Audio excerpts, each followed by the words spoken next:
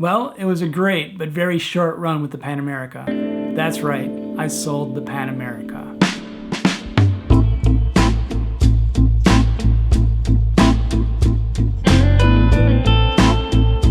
Of the many bikes that I've owned, I've missed nearly every single one of the ones that I've sold. I can confidently say that the Pan America was not among the bikes after getting off a great ride, turning around and smiling at that bike. That says a lot, and the Pan America will not be missed. In this video, I'm going to cover all the reasons why I sold the Pan America. And if you own one or have owned one, you might be agreeing with many of the things that I say in this video. Caveat though, these are my opinions about this bike. It is not a reflection of your opinion. If you love this bike, fantastic. Tell me in the comments below why you love it. If you hate it, go ahead and tell me in the comments below too. Let's get into it.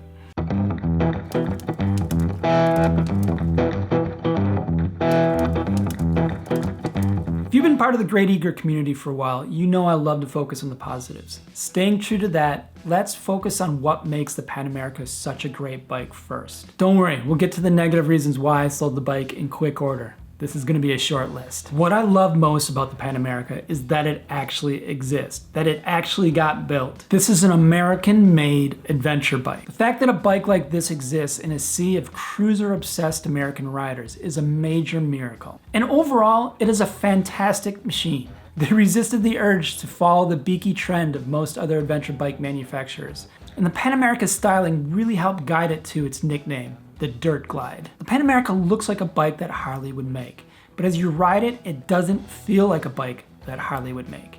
And that's a good thing in the highly competitive adventure bike market. The highlight of the bike, the Revolution Max engine, has a European feel and it has gobs of power, more power than I will ever need. It's so much fun to pull on that throttle.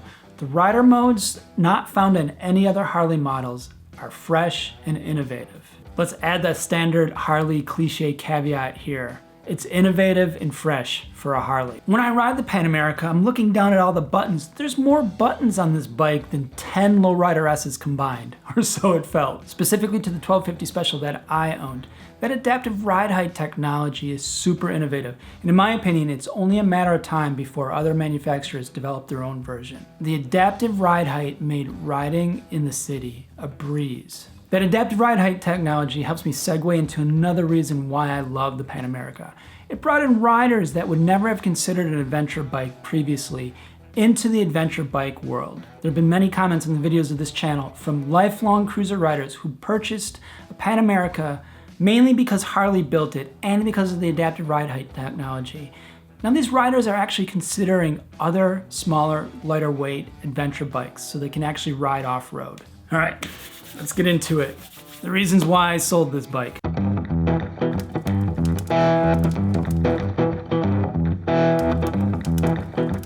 A year ago, I paid just over $23,000 for my Pan America Special. That's a lot of money. Sure, that's at the price point of other bikes in its class. The problem is the Pan America does not have the fit and finish or feel of a $23,000 adventure bike. The windshield, no matter how sturdy Harley claims that it is, just has a flimsy and cheap feel to it. It was difficult to position the windshield, and at the last windshield position, it would actually be pointing towards you rather than at the highest point. Notice how I said the last position, because the middle position on the dial was the highest point. It was just a weird setup. The biggest and most frustrating issue I had was with the starter button. Normally you'd flip the power switch, press the start button, and the minute you release the start button after the bike started up, button pops right up. On my Pan America, the start button would stick down and there was no way to get it to pop back up.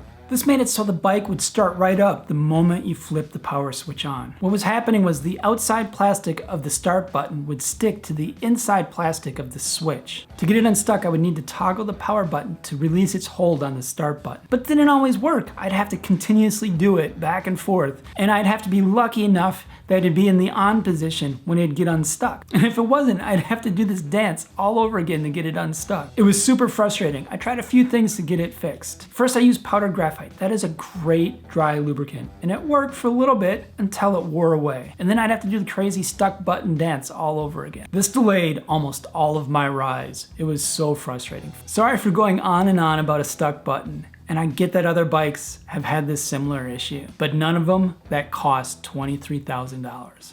Okay, whew. Glad to get that fit and finish rant off my chest. If you're still sticking with me here, let's move on to some things that don't make me sound as frustrated. We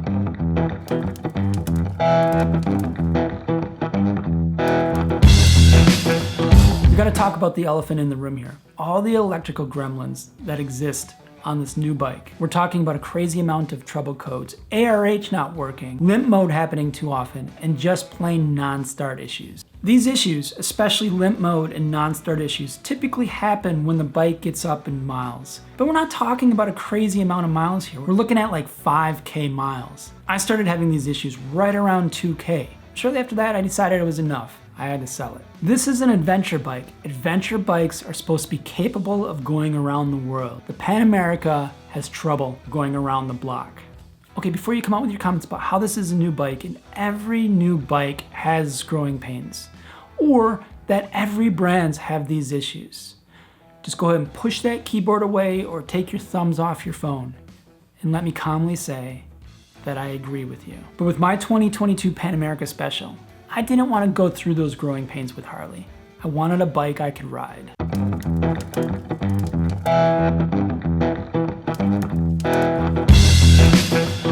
Many sing the praises of how comfortable the Pan America is for an adventure bike, and that may be true. For me, it just never seemed to fit right, and I didn't realize it, or I ignored it until about a month or so after owning it. When I ride an adventure bike, I like to get up close to a tank and even hug it with my knees. The seat is angled down towards the front of the bike, and the peg position had my knees sitting below the tank, so I just couldn't get into the riding position that was right for me.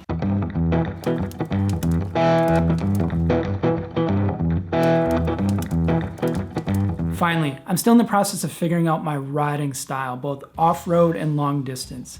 I'm not sure a big adventure bike is for me. That's not to say that I won't ever own a big adventure bike. I love the style, the culture, and the emotions that are wrapped up in riding a big adventure bike. For now though, my off-road adventures will be on a lightweight dual sport bike, and my on-road adventures will be on a cruiser. And fear not, sporty lovers, I will still have the iron in my stable. But my on-road long-distance adventures will probably be on another cruiser. And at the end of the day, I felt the Pan America didn't fit my needs, especially at a $23,000 price point. Pan America became the only bike I was happy to sell. Thanks for watching, ride safe out there, and keep your wheels rolling in the right direction. I'll see you in the next video.